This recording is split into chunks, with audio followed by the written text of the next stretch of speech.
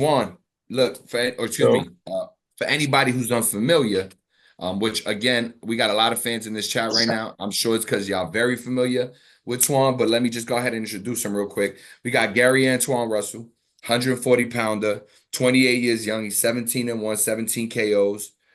yes, sir.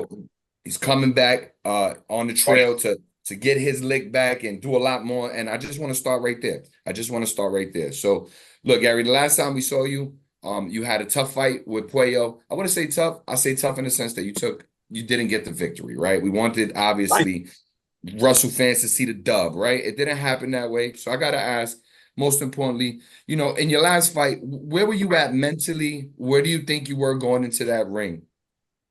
Mentally, honestly, I was cool, calm, collected. It's another show. I take all fights serious. I don't care if they throw a goddamn tomato can opponent in there. I'm gonna take it serious. You know what I mean? But full disclosure, we had a post press conference, and some important people to me outside of my brothers, they was just saying, I respect their opinion, but they was just talking about how I relate to Shawn Porter. I give a Shawn Porter fight style. Like I fight just like Shawn Porter. I said, nah, that's disrespectful. No disrespect to Shawn Porter, but honestly, he's one dimensional. Everybody can count on him to put on his football helmet and his shoulder pads and just come in recklessly and being aggressive. Now, it's a difference when you're aggressive and you're strategic with how you approach your opponent, how you apply your pressure. I can do it in multi-facets, in multiple facets.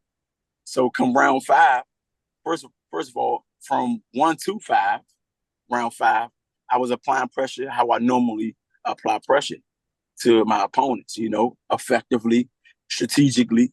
But after round 5, I started deviating from the game plan, which was a fault on me, you know.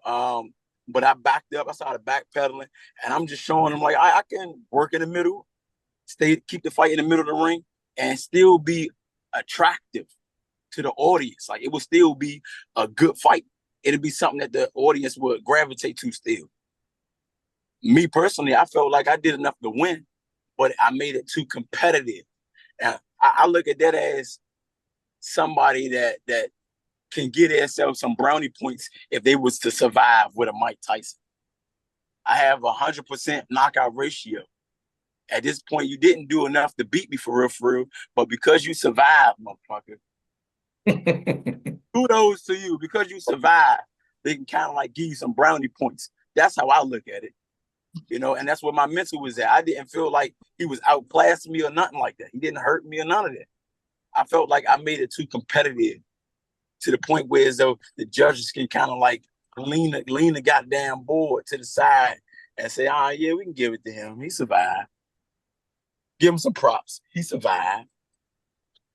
No, But if I I see got him, you. if I see him again, I'm knocking him the fuck out. That's the whole game plan. Like it ain't no, it's a competitive fight. Nah, I'm coming to knock you fuck. It's that What do simple. you? Nah, listen. Point made. Point made. I think we excited to see that fight happen. I got a Gary question for you. It looks like you're moving. If you're moving and there's too much to ask, and I meant Twan to be clear. I don't know if you can move your camera like to the side. It just make you look better. But if it's too much, don't worry about it, G.